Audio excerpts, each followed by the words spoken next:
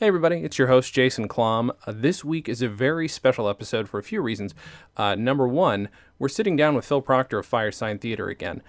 We had intended actually to do the first three Firesign albums in a row. We were going to do about 20 minutes apiece, and we've kind of decided that it's probably going to take a little bit longer because we sat down and we really just got to how Firesign formed.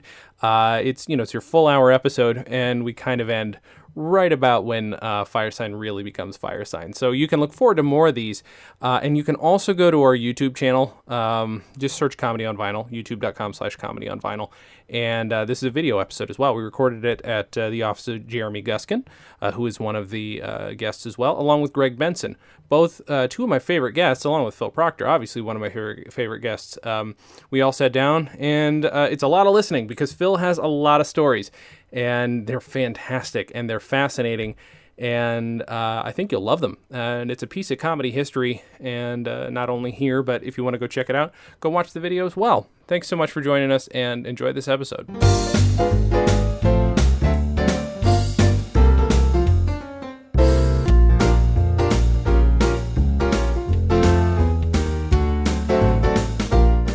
I'm Jason Klamm, and this is the Comedy on Vinyl podcast. I don't know what we're going to call this, but let's just get started. Everybody, Phil Proctor is here with me. Hi. Yes, I am. Welcome to Comedy on Vinyl. We don't have to look at the camera. It's just there. Camera? Yeah, there's a little camera. Jeremy Guskin. Who do you think you are, Big Brother? Yes. I thought that was obvious. I mean, I'm going out of my way to detail your career, and I'm trying to figure out what makes you call tick. this a career? Jeremy? Yes, hi. Jeremy Guskin. Hi. Frequent guest, friend of the show. Pleasure to be here as always. Greg Benson. Hello. Infrequent guest. But a Friend of the guest show. nonetheless. A high-frequency guest. Exactly right. That's absolutely true. And one of the more deep conversations we've had on the show. So thank you for coming back. Hey, my pleasure. So- I'll try not to get too deep today. Yeah, I was going to say, No, that's hopefully fine. that won't happen again. Speaking of higher register, will you? So Hey, Abbott. you were willing, for some reason, Yeah. to talk about every album that Firesign made, or at least we're going to talk about the first. As long as I three can for still now. remember them, I figured it might be a good idea. That's fine, You yeah. know, I am working on my memoirs, and working is really the operative word there, because it's I collaborated with a guy named Brad Schreiber. I don't know if you know Brad. He's a comedy writer and an old know friend the of name. mine. And he wrote the first draft based on my ramblings, like I'm going to be doing with you guys today. And then I got it back, and I looked at it and I said, "Well, this is funny, but it's not my voice, so I have to make it my voice." Well, and also, Whichever of voice course, you choose to of use, course, right? there's spelling mistakes, and misinterpretations of certain things that I said and things that happen. So it's a full-time job, and I'm still, unfortunately, or fortunately, as the case may be, so busy in my professional life and my personal life, which I'm I'm finding it really difficult to sit in front of the laptop or put the laptop on my lap and dive into it again. Yeah. But slowly but surely, he turned into his own. And I'm figuring, all these people are coming out with their memoirs, singers and actors and all. And Jane Fonda, for instance, there's other people. They say, "Oh yeah, it took me 10 years to write it, and this and that and the other thing." So I don't feel so bad. I figure maybe next year it will come out in some form or another. Probably by the time I get it out, I'll be able to just send it to your brain. Yeah, that'd be You nice. can just download it right into your cerebral cortex. That'd be fun. Or in And my upsetting. case, maybe the reptilian brain, which is more suited to the kind of life that I've led. You're pretty good with predicting future technology, so I wouldn't be surprised if that's not the next next step. thing. Yeah, Right. I know Peter Bergman and I, when we were touring, were invited to connect with Marshall McLuhan because he wanted to add more comedy to his lectures. And, of course, we worship the man and his genius and foresight. And one time, and I only mention this because so many of his predictions are still manifesting, but he invited us to his office. That's not the word they use. He's some English word. Up in Canada, at the university that he was teaching at, all of which is in the distant future. I have to Google it to give it. It was Google University up there, and his quarters, and we're in his chambers. And he's got a liveried servant there, white guy, but dressed with the tails and white gloves and everything. And he's serving us tea. Remains of the day, just straight up. The remains of servitude, and or colonialism. And then he brings out, because it's Canada, 3 Cuban cigars. And he gives Bergman from a safe that he's got there. Wow. And he he lights them up, and we're sitting there and talking, and then all of a sudden, bang, bang, he planted loads in them. Holy shit. You have, oh my God. So that's my fond memory of the marshal, who passed away soon thereafter from smoking Cuban cigars, I guess, and great loss. He Swallowed one of the put loads. the load on the wrong end. Right. But that's one of the people that you wish was still around, going like, "See, I told you so," or even like, "You ain't seen nothing yet," But he's gone, and his son, the deputy McLuhan, my marshal's son, he is keeping his dad's legacy alive had been by publishing stuff that he had written, comic stuff that he'd written. Anyway, I mentioned that only because there are obviously going to be some kind of platforms. I already believe that the whole social media thing is a precursor of telepathy. Sure. And I'll take it. and help. Now, my memoirs are a lot about telepathy. You knew I was going to say that. I did. I could feel it. Because I've had... And Actually, open that envelope under your chair. Oh, no! Yes. It's the King of Diamonds! Oh, my God! Thank you. And it's got poop on it. Oh, my God! Yeah, that was My poop! Oh! Amazing trick! How you pulled that right out of your ass? Yeah. No! Out of my ass! Right, so anyway, telepathy plays a great deal, and serendipity, one could call it, in my history, my personal, real history. And some of that will come out during our rambling conversations, because I'm going to be telling you the way things really happened, that led to the creation of the Firesign Theater, and to the albums, and to our career together.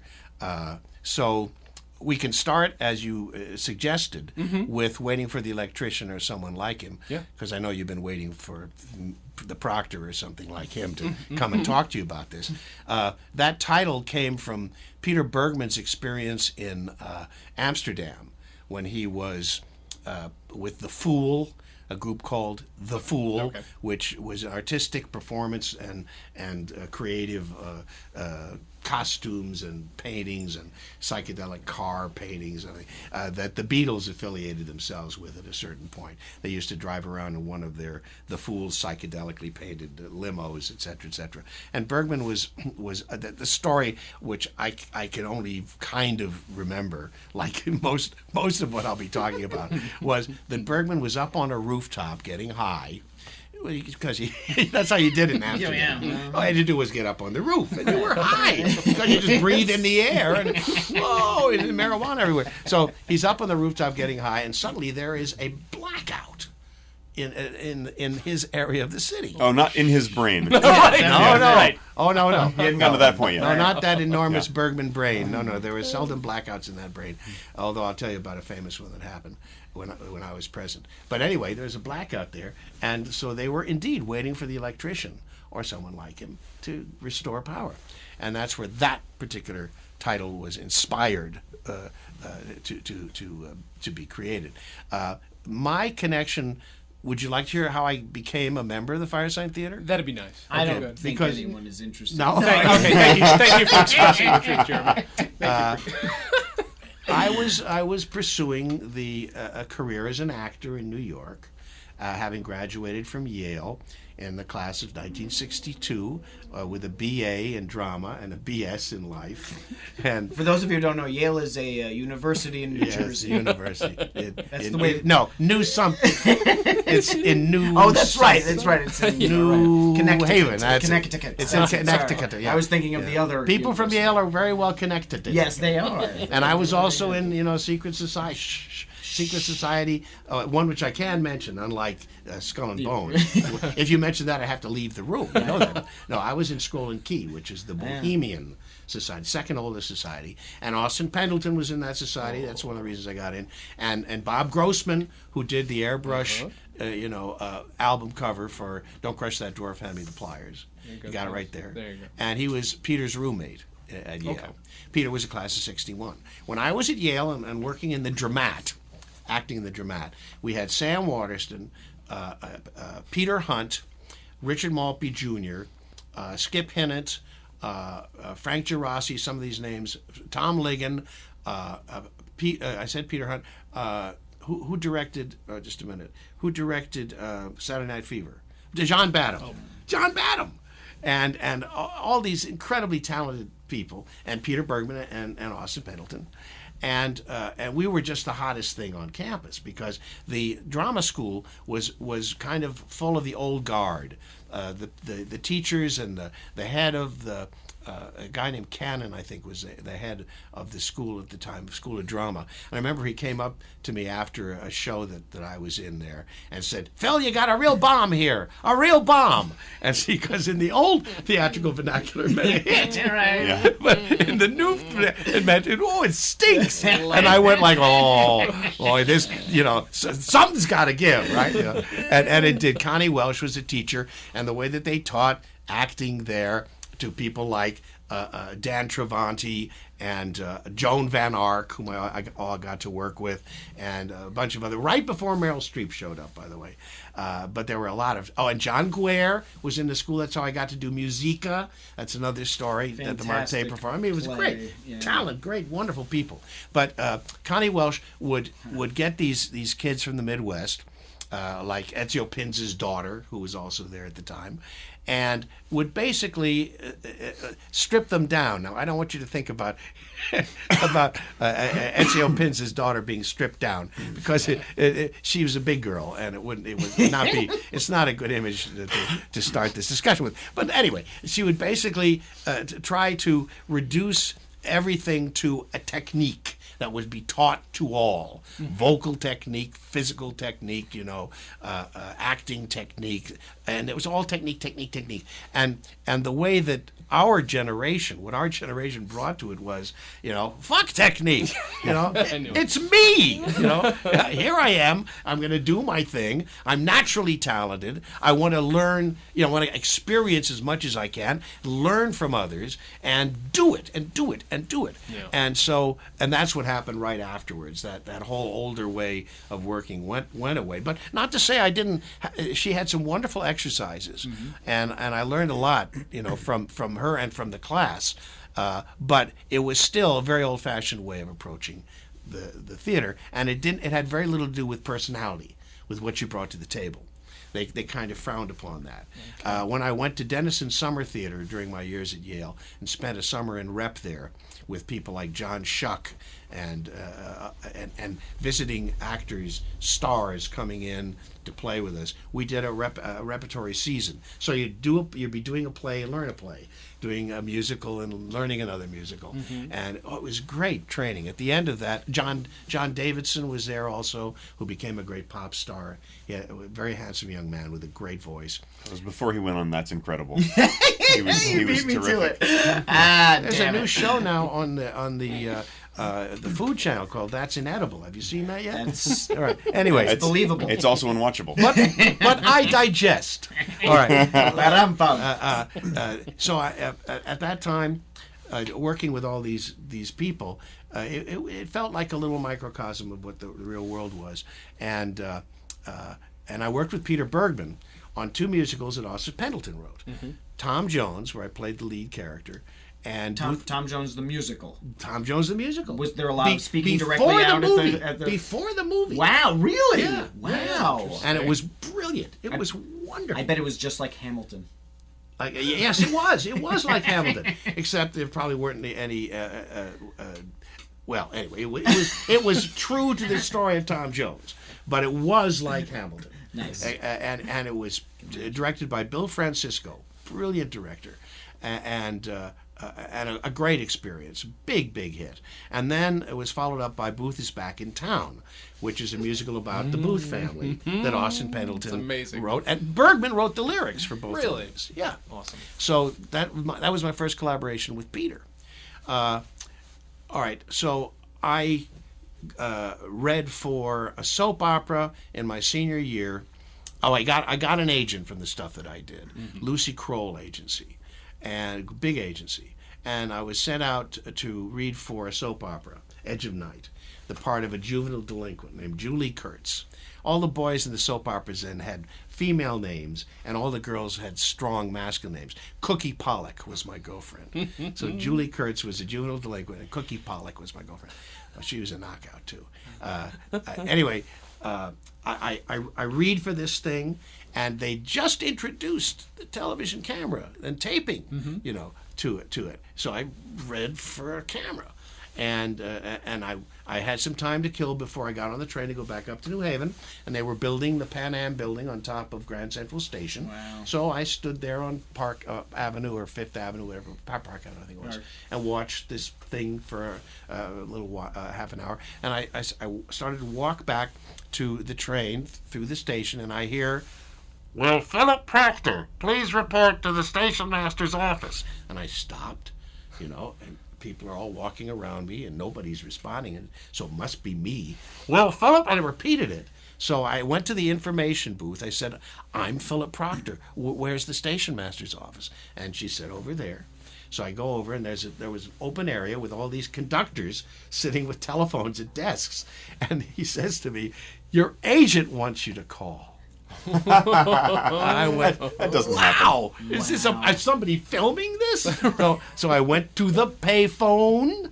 That was a little booth where you put a dime in the I pay thing. for my and ding, phone. ding, ding. I don't mean like Right, yeah. They're not free. They're No, not free. I'm paying every Yeah, month for mine. exactly. But anyway, and it's my agent. She says, "You got the part, and you start next week. $365 a show, and blah blah blah blah blah." And I went, "Holy crap! I'm on a soap opera. I got a soap opera," which I did. And so the next thing I did was I went out and bought contact lenses, because I wore glasses at the time, and I wanted to be able to read the teleprompters, because you have to learn all these lines, and I'd never done anything like this before. So that was my first big break, and I did that for a while. And How long did that go on? For me, it was about a year. Okay. It was. I remember the head writer came up to me one day and said, "Phil, we got a storyline for you," because they were developing the character. I said, "Great." He said, "You're going to be murdered." No. What am I going to tell my mother? Nothing like job security in this business. But don't worry, you'll come back in flashbacks during the trial. Okay, right. I was a revenant, right? I was the revenant, the ghost that comes back after he dies. Great movie, by the way. So anyway, I had that experience, and then I got cast in a show, Portrait of the Artist as a Young Man, and The Barroom Monks. 2 short plays at the Martinique Theater, where I met the producer John Randolph, who became one of my greatest friends, the godfather of my daughter Kristen, and a lifelong friend. And John was one, like Dalton Trumbo, was part of the blacklist. Okay. He was one of the actors who was blacklisted during that ridiculous, horrible period in Hollywood.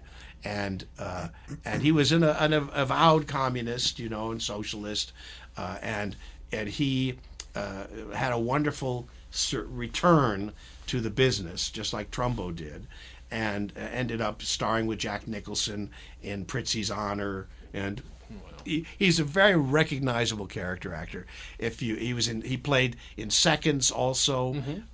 He was the before guy in Second. But anyway, if you Google John Randolph, not his real name, you'll see his face. And you go, "Oh, that's John Randolph." So, and he was honored by the city as this city for his work in the theater. And anyway, so he was a mentor for me, and then after that, I got a musical called The Amorous Flea. what does this have to do with the Firesign Theater, you may be saying? Well, you'll find out. So The Amorous Flea was at the York Playhouse. I was working with Imelda de Martin and Lou Parker, who was an ex-vaudevillian, great, funny man.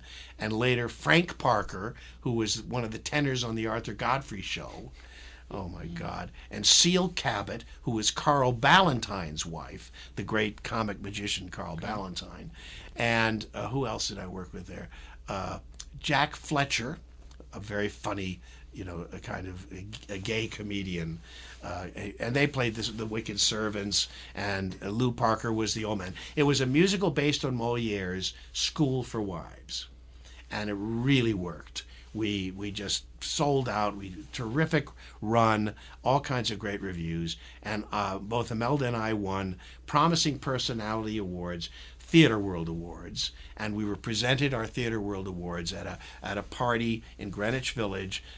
Bloom was the guy's name who started all this, and their books, you've seen them, haven't you? No, maybe not. The Theater World, every year there was a book published by this guy of all of the plays of that season, Broadway and off-Broadway, and then all the awards and blah, blah, blah.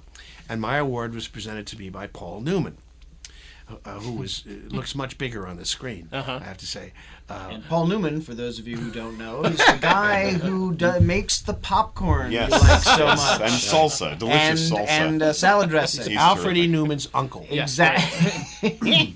Star of Cool and What, me worry? Yes. Exactly. Anyway, and I used to, one of my first girlfriends, serious hooking up girlfriend, was a girl named Nadia Lesher. Она была русская, она разговаривала по-русски тоже. She was Russian. Her uncle was Don Cossack, who created the Don Cossack Choir, the Soviet Army chorus records and everything, which I learned Russian from, partly. And her house, her third floor walk-up in the Greenwich Village, overlooked a courtyard where Paul Newman and Joanne Woodward, his wife, lived, and they used to drink beer and smoke out on their patio, and we could look down and see them there. It was a small world. So it ends up that he presents me with this award. Great. All right. So, but here we go. They decided to take the show to Los Angeles, and they booked the Las Palmas Theater, which is off of Sunset Boulevard, just below Michelli's. And across from Musso Frank's, near Musso Frank's. And when I was there, I stayed at the Montecito, which is still there. It's a hotel residence for visiting actors, came out to do television shows and movies and stuff. And we had, a kitchen apartment and I had a kitchen apartment and everything. Because I didn't know how to drive when I came. I grew up in Goshen, Indiana, on a bike.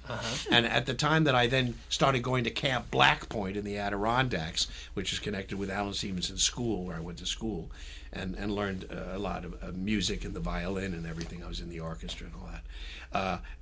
Anyway, about the time that I started going there and not to Goshen for the summer, everybody learned how to drive. My best friend Dayton Dallas became a stock car driver. Wow. Okay, and when I got out there again, I went out to the Goshen, whatever it was, and watched him race and everything. Insane. But I did not own it, and I grew up in New York. You don't have to drive in New York. Yep. No, I got my driver. I was born and raised in Manhattan. I got my driver's license the day before I left for college. And if I didn't pass, I probably would never have gotten it. Yeah. I didn't. I finally realized when. I finally realized that if you move the letters of Los Angeles around, it spells legs on sale. Okay? And you got to have a car. I tried to walk once from where I was in Hollywood. I got an apartment on Vista Del Mar, view of the sea. No. View of the smog. Maybe. Sure. I had a little apartment there, walking distance to the theater, Las Palmas Theater, and I used to have breakfast. I had flannel cakes at Musso Frank's in the morning, and I had a great little routine. But I once tried to meet a friend on the Sunset Strip, and I tried to walk there. And I walk in, and then there's no sidewalks. Oh, You know, shit. and there's nothing but like exhaust, and I was exhausted before I got there, and I said, okay, I guess I got to learn to drive. Jeez, Phil, you should have just used your smartphone to call an Uber. You weren't thinking. No, were I thinking sure clearly was. back I then. wasn't thinking futuristically enough. These are the days. This is in the days, by the way, of real smog. I feel like we should. It Point was that out. it Real was. smog. Real Yeah. smog, Not whatever we got now. No, and that's This sissy yellow stuff. Yes, They say in the Phlegm 70s it was the worst in That's what Los I hear. Angeles, right? and that's when I was in the mid '60s. Yeah. So it was bad. But anyway, I took driving lessons. I learned how to drive, and I got an apartment up on Beechwood Drive, overlooking the entire city, and I could see the sea, and I was settling in for a great run, and oh boy, I'm a California boy now in Los Angeles, and I think I may have even done some television shows or something, and no, I didn't. I hadn't done TV shows at that time, and the phone rings, and it's my agent, and I had gotten another part in a musical called A Time for Singing, which I auditioned for months before. Apparently, out of 500 people who'd read for my role, they were stupid enough to cast me. And it's a wonderful musical based on the beautiful novel and the film How Green Was My Valley, Oh, okay. which, if you remember, is a story about a Welsh mining disaster that wipes out an entire family. Yeah. Which would make Let's a great musical. sing! So I should have known. But Alexander Cohen is producing, my first Broadway show. No, it wasn't my first Broadway show. I had understudied in A Time for Singing. After, that's right, that was between A Race of Harry, not A Race of Harry. That was between Portrait of the Artist and the musical that got me out to L.A. I had understudied Rolf the Singing Nazi, and that show had gotten me all kinds of national tours and everything, because Richard Rodgers directed us. Wow. Directed everybody who went into that show. And so I got to work with Richard Rodgers, and then I was cast. And as an understudy, I was in the show. I was one of the guests at the big ball in their house, and I was a Nazi soldier, and the typical Austrian German, casting. And I was paired with Richard Rodgers' mistress, who was a formidable blonde, tall, well-built, gorgeous, and nutty as a fruitcake. She was a schizophrenic. In those days, they called her schizophrenic. Multiple personalities, God only knows. But I would be ad-libbing with her in the background while the little scene is going on before the kids start singing "So long, good night, auf Wiedersehen," and we come in to sing "Good night, good night, good night," but before then we're with our champagne glasses chatting in the background, all gussied up. And some nights she was perfectly normal and we'd have a nice conversation, and other nights she would be talking to her angels. Yeah, and would just nod and look at me and Great. listen to her angels, and then maybe share something that one of the angels had told her, But I was in a Broadway show, and hanging, and it was great, and that's another story, because that's where I met Henry Jaglom, because we all used to hang out at a place called Downey's, which was just up from Broadway. And Shelley Winters was there, and Chris Jones, and many of the young stars from Broadway were hanging out there after the shows, and letting off steam. And Henry Jaglom and I became bonded, and at that time I was also dating Karen Black, and I introduced Karen to Henry, and Henry immediately. Boom! That was it. I said, "Well, good night." Henry and Karen locked brains, and we're getting into. And it was because of Henry that Karen was brought out to Los Angeles and had a career in the movies, because he helped her get started. And he cast me. He had cast me in a play that he was writing at the Actors Workshop, Actors Studio, Writers Workshop, called the snowball tree, which comes from the Russian song Kalinka, Kalinka, Kalinka Maya, which is my snowball tree, my snowball tree, my snowball tree, my tree. Which other people might know as the Tetris theme. Is it? Is it really? Yes, it is. That now makes perfect sense. There you That's go. Awesome. Just so The you... tetanus theme. I never. Well, Who would have thought it infected that game? the tetanus theme is slightly different. It's a virus, isn't it? Okay. So Yes. so anyway, and I did that with Karen Black, and Bonnie Bedelia, and Richard Pryor, and Charlie Deercock. Heard of him. And yeah. Who hasn't heard of Charlie Deercock? Right. Character actor with a funny little face, a great guy. And after that, Henry ended up in Hollywood, and he worked as an editor on Easy Rider. Now, Easy Rider is going to come up in a minute, and you'll see why. How do we get to the Firesign Theater? Keep listening. All right. So Henry is out there with Bob Rafelson and Bert Schneider, the BBS Productions, and they were the guys that bankrolled Easy Rider and a couple of other really great movies, and they bankrolled Henry's first movie, A Safe Place. And I got to screen test with Candice Bergen and, oh God, all these hot chicks. But he finally got Tuesday Weld to do the part because he'd written it about Speaking her. of hot Oh, my. chicks. Yeah. So I co-starred. I was introducing. I co-starred with Tuesday Weld and Orson Welles and the late and beautiful Gwen Wells and Jack Nicholson in Henry's first movie, A Safe Place. So a lot of C-list people is what you're really getting. Yeah, you see them all the time. Not enough, but yes. Oh yes. So where did all this happen in the chronology? Right now, I'm in L.A. doing the musical, and I'm called back to New York to do A Time for Singing, and so I had to give up all of my future life, my beautiful little life that I created for myself in Legs on Sale, and go back to wino work. All right. So I'm in New York, and I do the musical, which goes out of town. And what's his name? Gower Champion came in as a script doctor and worked with us. Later, I worked with his wife in Musica at the Mark Taper, along with Sherry North and one of Fred Astaire's dancing partners, Chase. What was her first name? Ginger Chase. No, Terrific. Let's say Ginger Chase. Right, and I got to meet Fred Astaire, who also was a tiny little man, Oh, yeah. And what a thrill to meet him. Came backstage to meet me. Wow. Barry Chase, I think it was. But she wasn't Betty Chased, I'll tell you that. So anyway, so this is the jumble of my life. But at the time I'm in this play, and it closes because it opened to mixed reviews, but good reviews, and it was a beautiful musical with wonderful music. And George Hearn was one of the actors in it, who went on to great fame and success.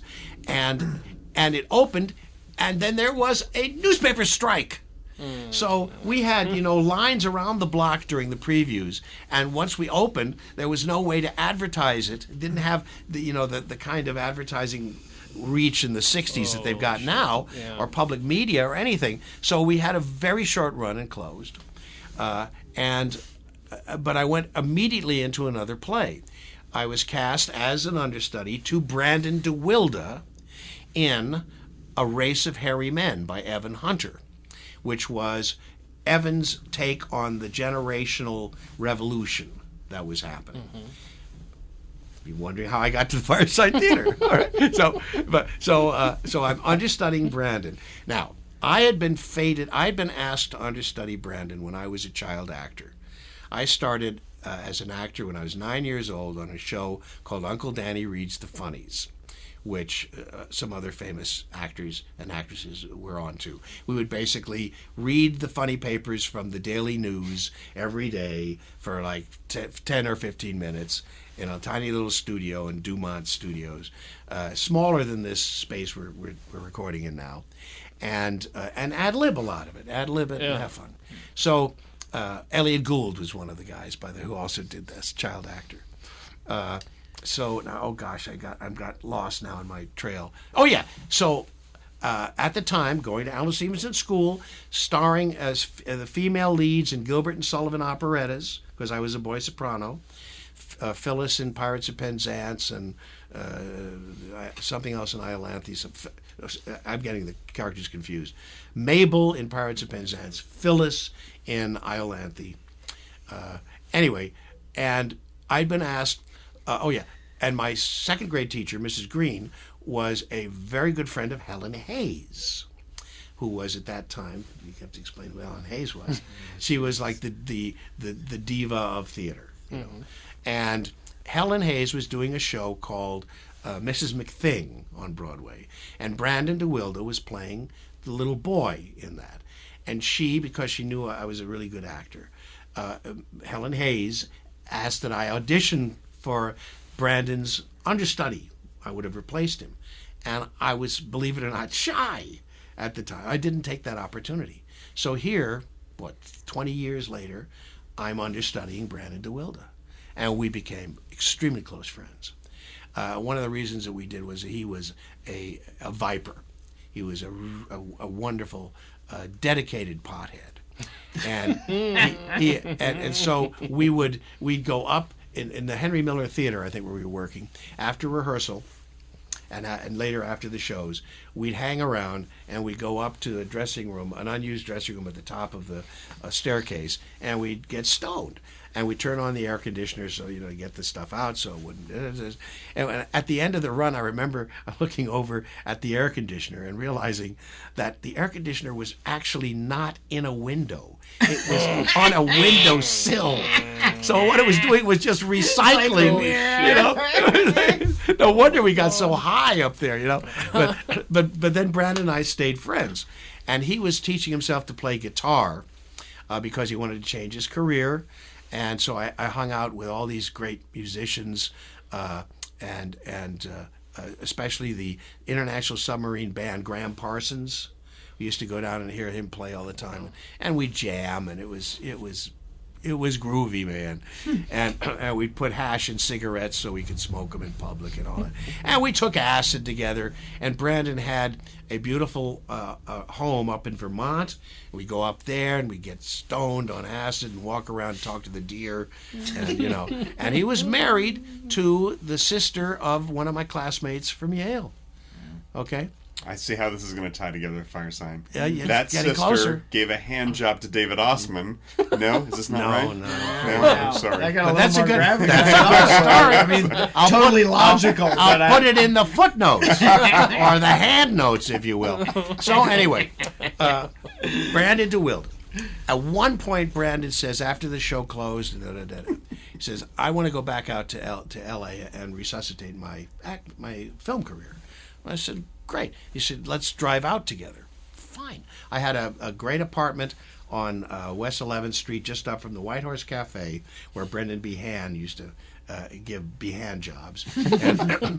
And Thanks for setting that up. And so I think I sublet the place to a stage manager that I worked with on Broadway. I also did a play off Broadway called A Race of Harry. No, called what was that called? Well, Sam Waterston was in it, and John Cullum was in it, and it was directed by a wonderful. I better not. I can't. I can't. That's another. I'd have to do a little research to bring that all back. Howard Da Silva. His name appeared. Howard Da Silva. Can you explain who he was? No. I can't give you. No, he was with the Group Theater. Oh my God! Yeah, which later became the Grope Theater, when they went off Broadway. But no, he was with the Group Theater, and he directed us, and it was the stage manager of that show, which was called Thistle in My Bed. It was a Welsh folk Not another one. folk play God Almighty, this Welsh thing that wrote by Gudrun Powers. Her name was Gudrun Powers. Gudrun Powers. Yeah. Oh yeah, Gudrun yeah. Powers. Yeah, you never heard of her. In your life. And Isn't that Mike Myers' new spin-off series of films? Getting Gudrun Powers' needle. That's a really obscure pun. Gertie Gramel's needle. Oh, you don't know that. Anyway, it was an early comedy. I mean, 12th century, English. Getting Grandma Gertin's needle. Google it.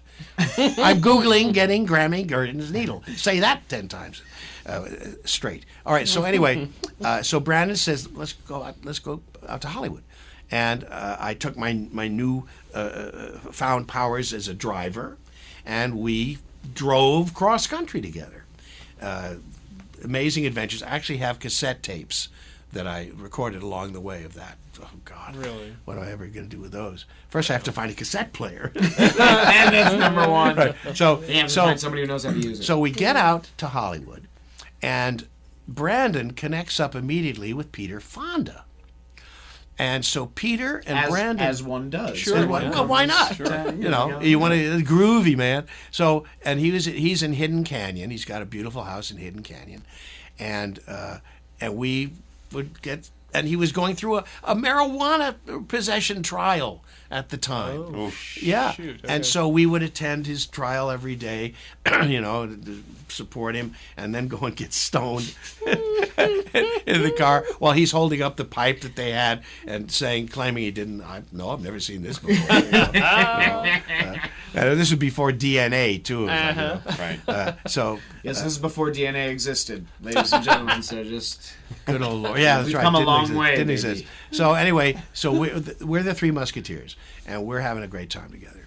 And one day, and Peter's working on a little movie idea he's got called Captain America, and but Marvel Comics, which was nothing at the time, wouldn't give him the rights to use Captain America, so he retitled it Easy Rider. Okay, which and you know what an Easy Rider is, don't you? I do No, not. an Easy Rider is the boyfriend of a prostitute There who's we go. living off his woman. There we go. He's an Okay. Easy Rider. I didn't know that, and I sent an email to Peter a couple of weeks ago saying, "Did you know that?" And he said, "Yes." Terry Southern told him that, and that's where he got the title. I said, "Son of a bitch!" All this time I didn't know. Amazing. So anyway, we're hanging out, and he wants to do some research on the Youth Revolution. Here we're going around to the Youth Revolution. And so we went down to the Sunset Strip during a demonstration against the curfew that the city wanted to impose on young people on the Strip. And that became the Sunset Strip riots. Holy shit. And it became the Sunset Strip riots because the LA police cordoned off one end of the Sunset Strip, and the sheriff's department cordoned off the others, and they just did a pincer squeeze and pushed everybody into the middle, so that obviously there was going to be unrest, and then they started wailing on people. At the time, I was working also writing for the East Village Other, an alternative newspaper in New York, and I was their West Coast correspondent. So I held up my press card, which had a big eye on it, and the cops just flowed around me like a knife through hot butter. But they beat up, they arrested Fonda, and they beat up Brandon. Jesus. But I was fine. But earlier in that demonstration, we had done a sit-down strike, where the cops were starting to move in on us. So we said, "Hell no, we're not going to move," and we all sat down. And I sat down on an open copy of the LA Free Press, which was, the revolutionary newspaper at the time. Pulled it out from under my ass, and I had sat down on Peter Bergman's face. There's a picture of KPFK newsman Peter Bergman interviewing returning Vietnam War vets. Holy shit. And I have a copy of that because a fan sent me a copy of the paper. Awesome. Well, I go, holy shit, Peter Bergman, KPFK, newsman, he's out here. And so I called him the next day, And he said, "Oh yeah, I'm the Wizard of Oz." I said, "I know, but what are you doing these days?" He said, "No. I have a talk show late at night, a counterculture call-in talk show for 3 hours or something, 12 to 3 or 11 to 4, I don't know what it was." And Radio Free Oz? Huh? That'd be Radio Free Oz? Radio Free Oz was called Radio Free Oz on KPFK. He said, "Why don't you come down and we'll play?" So I go down and I meet David Osman and Phil Austin, who were both worked at the station, and we discovered we were all fire signs. Peter and David are Sagittarians. I'm a Leo, and Austin's an Aries. God forbid. and we all started improvising together on the radio. We found that we had a comic knack. We had a lot of things in common. We loved old radio. We loved the Goon shows. Yeah. Goon shows. I was going to say, actually, Peter Sellers, Spike Milligan. Actually, after Yeah, listening scripts. No kidding. listening to the electrician, that was one of my first thoughts. I'm like, there are some goon voices in there, and I'm just like, so that doesn't surprise. What got you started improvising? You say you started improvising on the radio. Were you just hanging out? Like, how did that just start? Well, I had done radio improv with Victor Miller back at Yale, who had a show. Victor Miller wrote Friday the 13th. Shit. And he became Pretty impressive. And he's still he sent an email out the other day saying, "I can't believe it. I'm still having dinner out on Friday the 13th." I bet. I bet. Right. Because it just boom, it catapulted him. And he actually wrote on a soap opera for years and years and years and years. And he's actually now collaborating with Peter Fonda on a movie idea, because Peter and his family and Peter's family were house neighbors at one point. It's just such a small world. Amazing. So anyway, I had done comic radio improvisation at WN, whatever the Yale station was, WYBC, I think it was, and I don't know if I ever did that with Peter or not, but I always had a knack for that. Remember my comic, Goon scripts, brilliant. That's and Peter awesome. worked with Spike Milligan. Really? In London on not so much a show as more a way of life. It was a TV show that he did.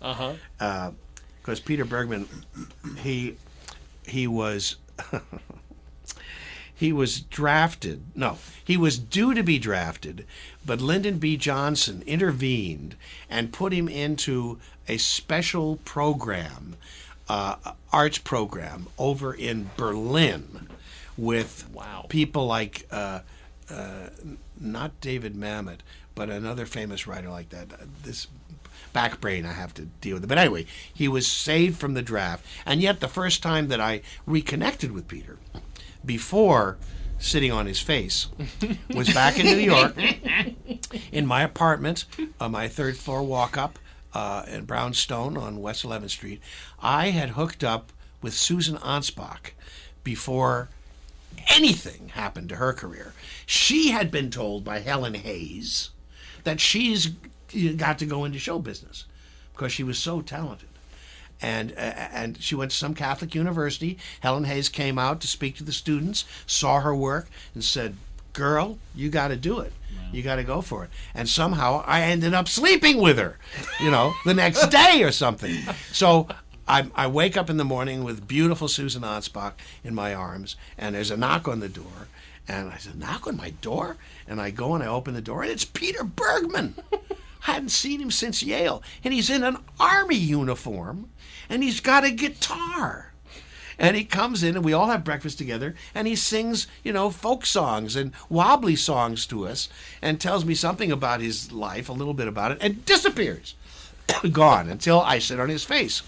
And This is like the best Coen Brothers idea It really I've ever heard in my life. The man was a magical sprite who didn't exist except in these moments. God. Good God. So anyway, we discovered we had this knack of improvisation together, and we did a piece called the Oz Film Festival, in which we all portrayed multiple characters and showed movies on the radio.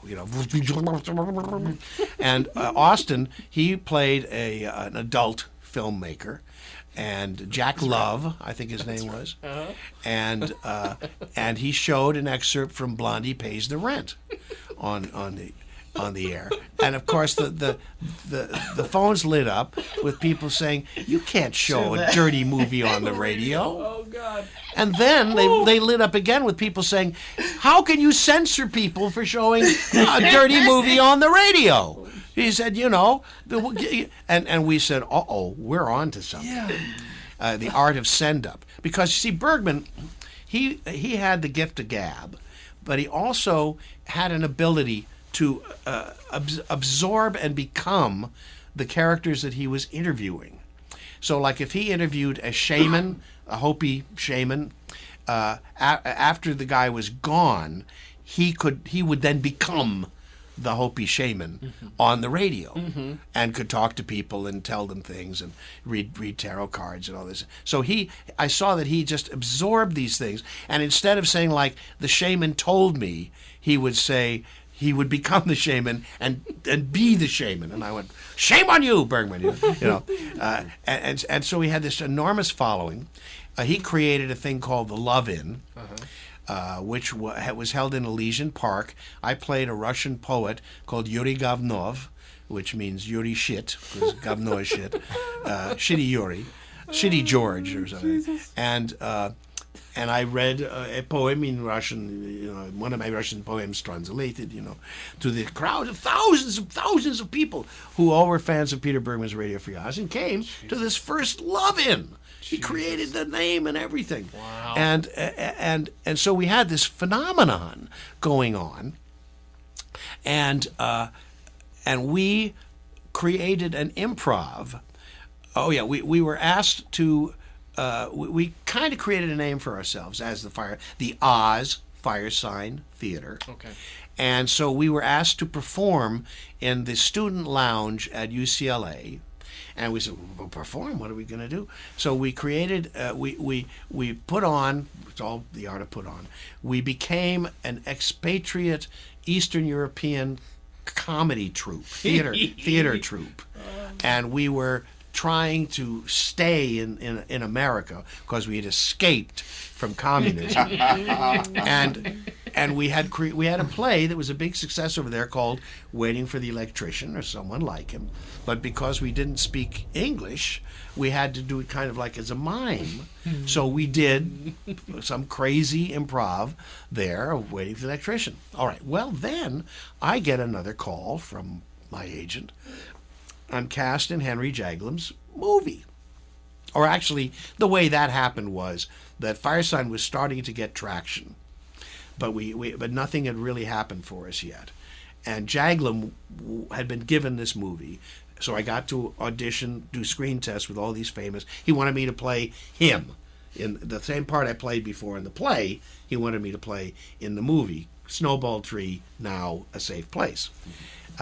And it was before Tuesday Well was cast. So, as I say, I got to do screen tests with all these famous people. Being buzzed, what's happening? No problem. Jamie, I can't take it. Melinda Peterson, I have to take it in a minute. And famous people, and then I get cast in the film, and it takes me to New York.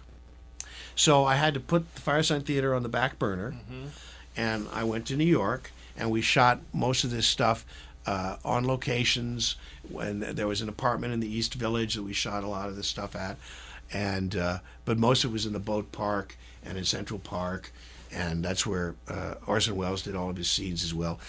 And there's a wonderful book that Henry put together called My Lunches with Orson. Have you read it? Oh, it's fantastic. It's fantastic. It's really good. And he tells a story there of how he got Orson to get in the movie because it was Jaglam's first fucking movie. He didn't know anything. He had no track record or anything like that. Okay, I'm fine. And he met Jaglam. He says he looked like a big purple grape because he used to wear like Viet Cong pajamas. He was always an enormous man, weighed 350 pounds. He had to have specially reinforced chairs for him, to sit in and things, or he'd splinter them. Amazing character. But anyway, and and he said, "Can I see a script?" And then he said, "Well, there isn't really a script. I believe in improvisation, but I've done it as a play, and there is a play you can look at." He says, "Well, I'm not used to working without seeing the script." And he said, "You're a first-time director and all this."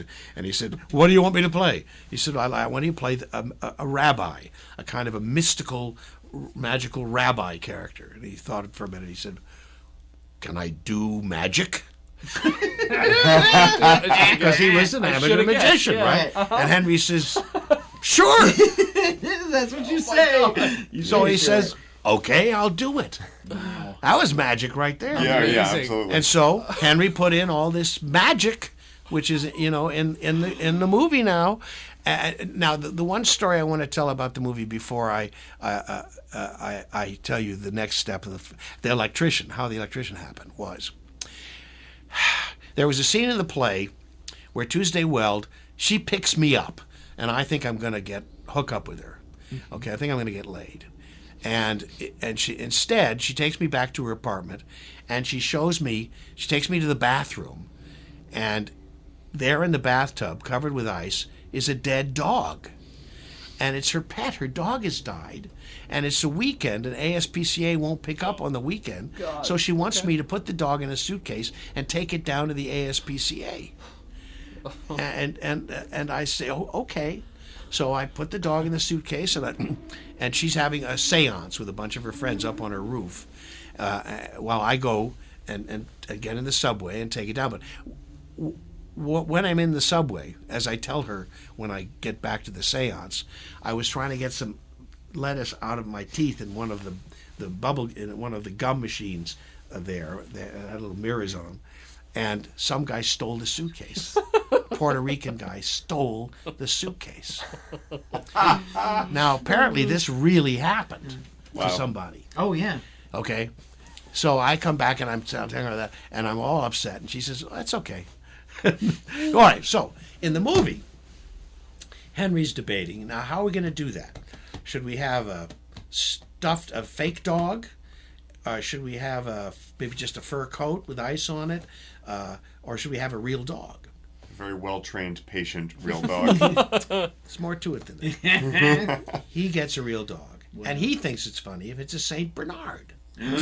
So this beautiful big Saint Bernard is on the set in the apartment, and they tranquilize it, and they put it in the bathtub, and it's got his tongue coming out, and he's snoring, and they put the fake ice on it, and it's a real one shot. We open the door, POV of the cameraman's in the back of the bathroom, and oh my God, I see the thing, and she says whatever she says, and I stammer or whatever, and cut. And so then they give the dog the antidote.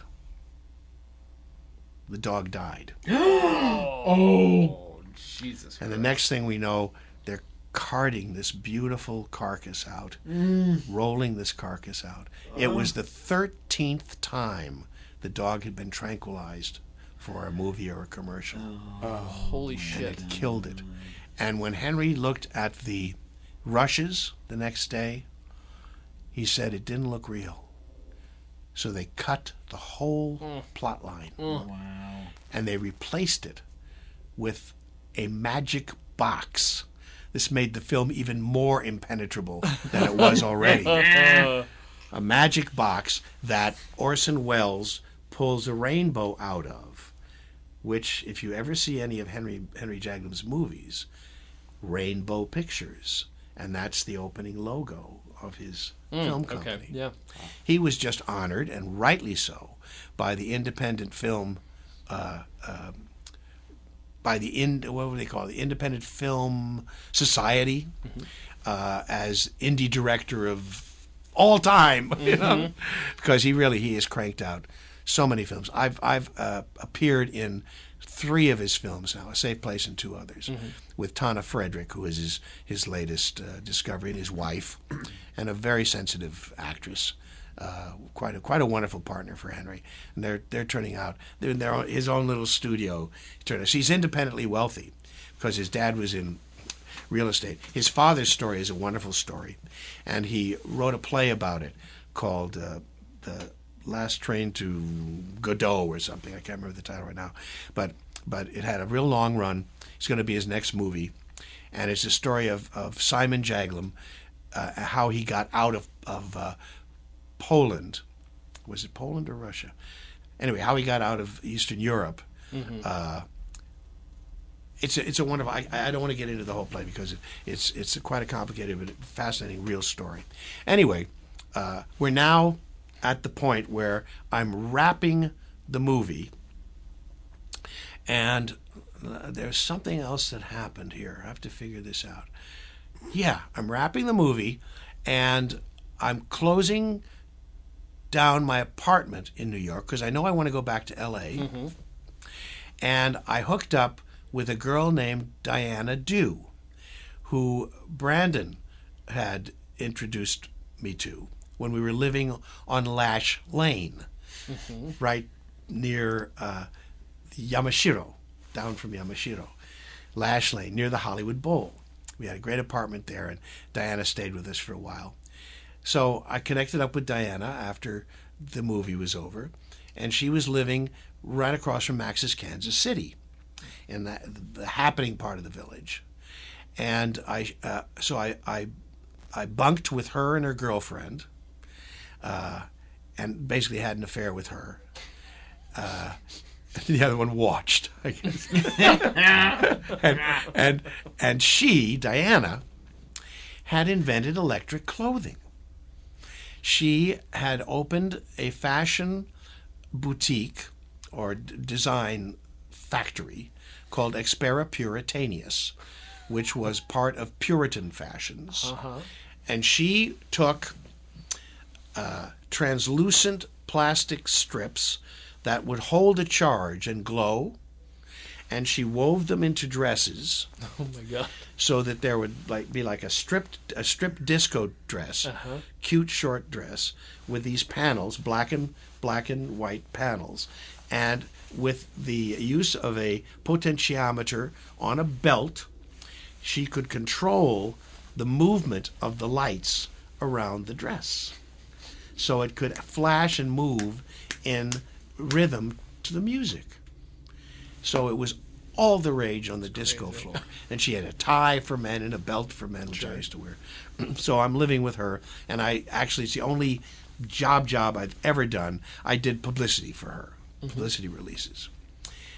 And we had the beautiful, wonderful affair, and we're hanging out with everybody at Max's Kansas City who is anybody. And at a certain point in relationships, you reach a point where you go well, this relationship is over. For whatever reason, you just say, no, it's over. And we both came to that same conclusion, and the phone rang. And I picked up the phone, and it was Peter Bergman. And he said, Phil, there's a ticket waiting for you at Columbia Records. We want to fly you back to L.A. We got a record contract with Columbia, and we're going to be doing our first record, Waiting for the Electrician or someone like him. And I said, Diana, I love you. Bye-bye. And the only thing I regret was I left my guitar with her because I was learning to play the guitar. A guitar which had been given to me by a winner of the 60 was it Name That Tune? I think it was. There was a young man who they played Me and My Shadow, and he correctly identified it, and then he played it on the guitar. Remember, this was all rigged. These were rigged. And he became a friend of mine in New York and gave me a guitar. And so for a while I learned to play the guitar, particularly the D minor chord. I was living in the village and into the D minor chord. But I left that guitar with Diana. Now, Diana Dew later changed her name to Daisy Duck.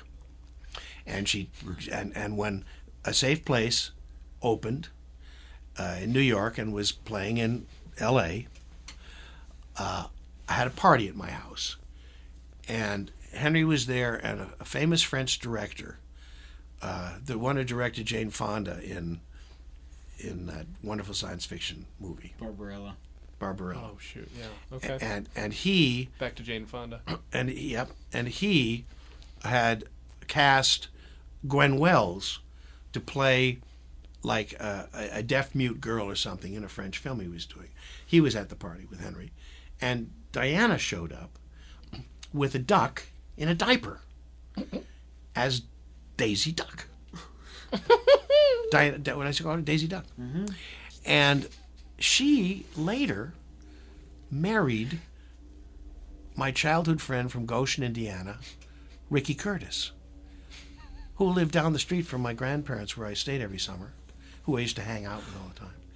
And the Curtis family was a musical family and would tour around playing clubs and things. And Ricky was a genius guitarist. And he wrote Southern Cross for Crosby, Stills, and Nash. Wow. Beautiful song. And he had been drafted and was a bombardier in the Vietnamese War, and it really crippled him. Became a heroin addict. And but he married Diana. They got married and moved to Florida. And I still haven't done proper research on this. I'd been told that he had died of an overdose. But you never can trust these things. I've been told many times that people I knew were murdered or died or this or that. And then they show up like the Revenant, alive and well. Yeah, it's just gossip, Yeah, it could be just gossip. I hope it is. Yeah. But anyway, when I flew back to L.A., I, of course, had no place to live. So I crashed at Bergman's Pad. And Osman and his wife, Tiny, who was rather tiny, were also there. And Austin and his wife, Anna Lee, lived in Laurel Canyon. And I think Peter was living in Laurel Canyon area too. He had a beautiful duplex house with an open atrium, and we slept up on the little beds in the atrium. And Peter and his girlfriend, what was his girlfriend's name? Susan. No, that's Denise. Susan was Brandon's wife.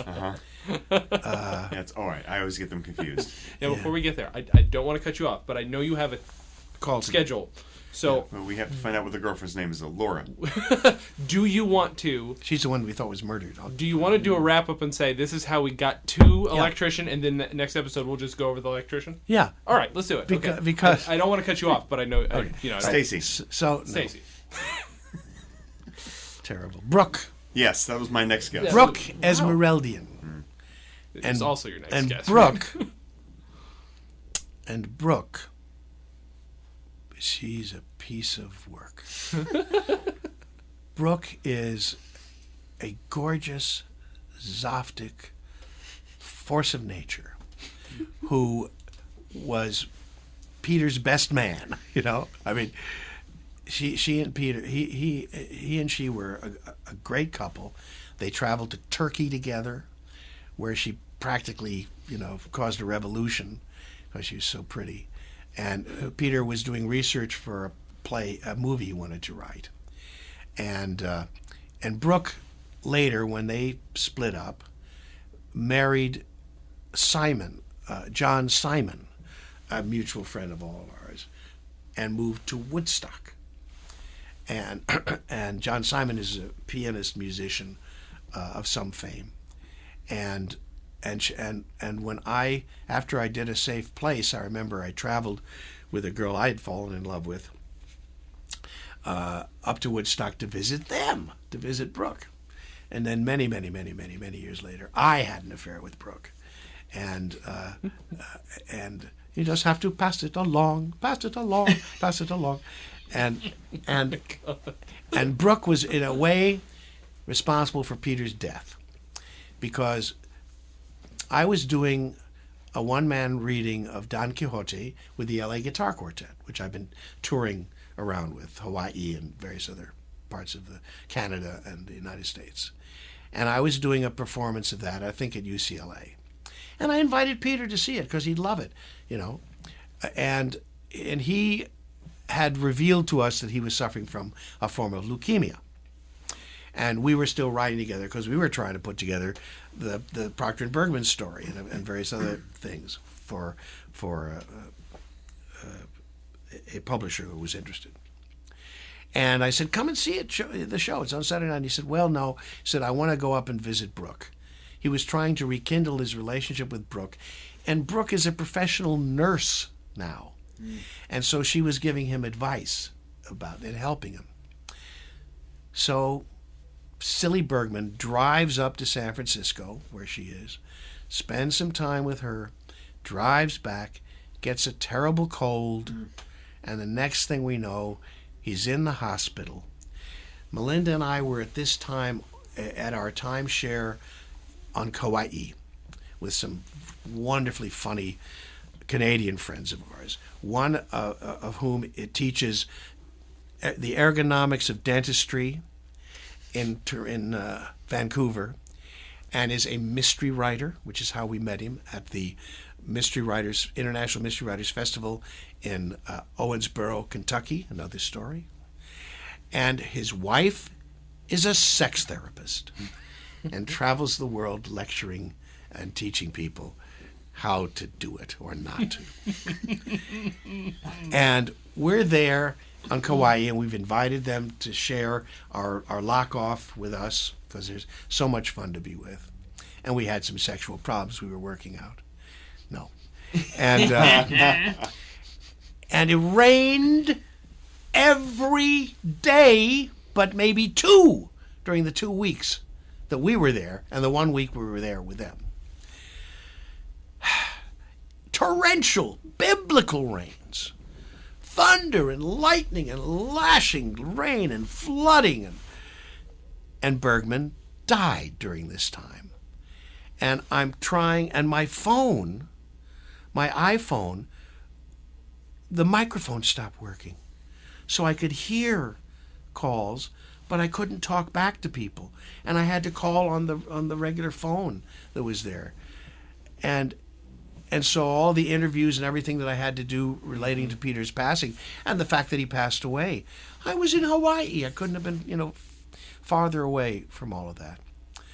But that puts a topper to a long, wonderful history with Peter, including touring for many, many years as Proctor and Bergman, doing syndicated radio shows, nationally syndicated radio shows, performing all kinds of shows, from a big, huge stage touring show that we did based on TV or not TV.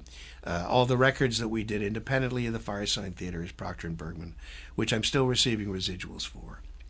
And really a wonderful, wonderful, long-lasting partnership.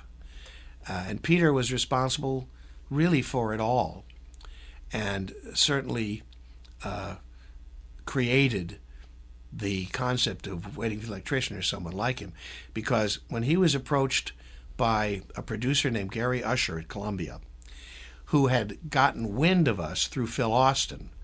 Phil had done voices for an astrology record and another record, I think, called Duckman. I think it was called Duckman, yeah. And Gary Usher talked to Peter through connection with Phil, said, I want to do an Oz Firesign Theater record. And Peter said, no, you want to do no, pardon me, I'm misspeaking myself. He said, you want to do a Radio Free Oz. I want to do a Radio Free Oz record. And Peter said, no, you want to do an Oz Firesign Theater record. And Gary said, anything you want. Mm-hmm. So that's why that record got made. Okay. But we had to lose the name Oz because Disney was doing a thing called Return to Oz at the time. Yep. And so it was a huge success. Right. Yeah, right. So we got a letter. Which we're still talking about. Yeah, right. We got a letter signed by Mickey. Yeah. And Goofy, his partner-in-law. Well, you knew Daisy Duck, so that must have helped. You just get right. Donald to show up, and should have helped. But it wasn't the Donald, so nothing could really happen. Thank God. So we dropped the Oz and became Firesign Theater, which is confusing enough, but it was based on the inspiration of we're all Firesigns, Fireside Theater, political, sure, and Fireside Theater, which was also a theatrical book club. Interesting. And a radio show where they did plays, Fireside Theater. So there we are, and the next chapter of this audio drama will be going into the studio for the first time, and at Columbia, and the studios were old radio studios at Columbia Square, and starting to lay down the writing that we'd created for our first record, and where it went from there. Sounds good. Well, thank you for being here. Obviously, as always, Phil. Glad to be here. Jeremy. Can I sleep over? Because Let's just say I don't want to have to drive back in this terrible traffic. You know, we gotta have a pajama party. We'll order some pizza. We'll do each other's hair. I'd pay good money to see that. Thanks. Jeremy and Greg, thank you guys for Thank you, both guys. doing Absolutely. Thank absolutely. you. Glad to just sit and listen. All right. this. Thank you guys for listening and watching, and as always, have a good thing. Have a good thing.